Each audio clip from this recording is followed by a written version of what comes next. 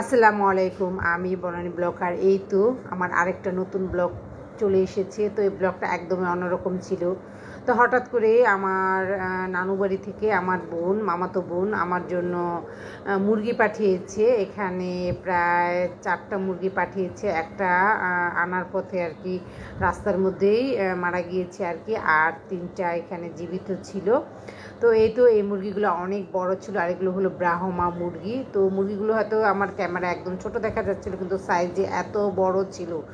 আর আসার পরে আমি এগুলো ব্যাগ থেকে বের করে আমার বাইরে যে মোড়াটা চেয়ারটা ছিল ওখানে বেঁধে রেখে দিয়েছি, একটু খাবার দিয়েছিলাম, মাথায় পানি দিয়েছিলাম। আর মুরগিগুলো এত ওজন ছিল আর দেখেও এত ভালো লাগছিল। আমার শাশুড়ি আম্মা বারবারে বলতেছিল যে মোজা পড়েছে, দেখে অনেকটা অবাকই লাগতেছিল। আর এই মুরগিগুলো আমি এখন বাজারে পাঠিয়ে দেবো। তো ভাইকে আসতে বলেছিলাম, এটা হলো আমাদের লিপম্যান। তো উনি দেখেই হঠাৎ একটু ভয় পেয়ে গিয়েছিল। এটা কিন্তু দেখেই বোঝা যাচ্ছে উনি ভয়ে ভয়ে যে আসতেছিল। তো উনিও এসে দেখে অনেক হাসতেছিল। তো এই তো আমার হাজব্যান্ড আর ভাইয়া কথা বলতেছিল, আর আমার হাজব্যান্ড বলতেছিল যে এই তো এই মুরগিগুলোর কাহিনী। আর ও বারবারই আমাকে বলতেছিল তোমার ক্যামেরায় বন্দি করে রাখো। আমি এত বেশি ব্যস্ত ছিলাম, আমি যে একটু ভিডিও করে রাখবো ওই অবস্থায় ছিলাম না।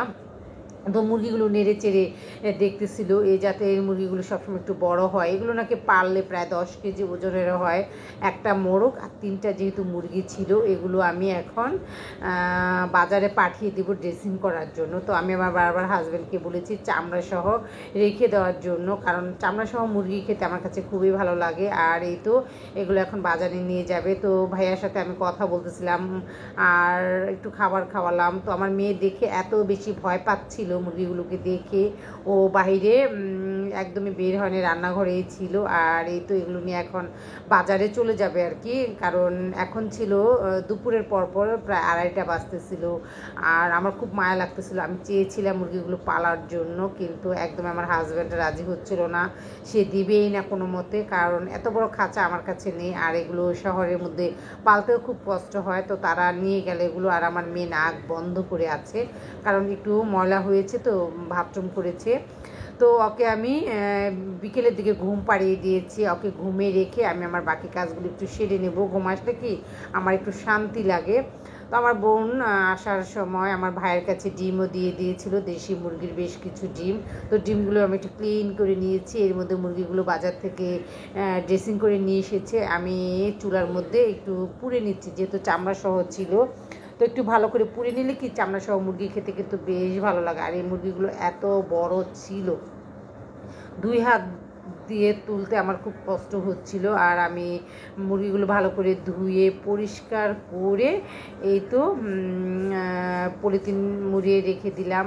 আর এই এখন ফ্রিজে রেখে দেব আমার জন্য আর আমার বোনের জন্য, যেহেতু ও পাঠিয়েছে। তো এই তো ফ্রিজে রেখে দিলাম, কারণ এগুলো ফ্রিজে রেখে দিলাম, যখন রান্না করবো তখন নামিয়ে বাজারে পাঠাবো এগুলো কাটার জন্য। আর আমি চুলায় গরম পানি বসিয়েছি, যেহেতু চুলাটা একটু নোংরা হয়ে গিয়েছে একদমই। আজকে উলট পালট কাজ করলাম। আমি দুপুরের পর ওরকমভাবে কখনোই কিচেনে থাকি না, কারণ রান্নাঘরে কোনো কাজ করি না, যেহেতু বেলাও চলে যাচ্ছে, মানে সন্ধ্যা হয়ে আসতেছে। তো দেখে কিন্তু বোঝা যাচ্ছিল সূর্য ডুবে যাচ্ছে আর কি। তো আমারও কাজ সব কিছু শেষ হয়ে গিয়েছে। তো আজকের এই ছোট্ট ব্লগটা আপনাদের কাছে কেমন লাগলো অবশ্যই আমাকে লাইক কমেন্টের মাধ্যমে জানাবেন। এখানে আল্লাহ হাফিজ।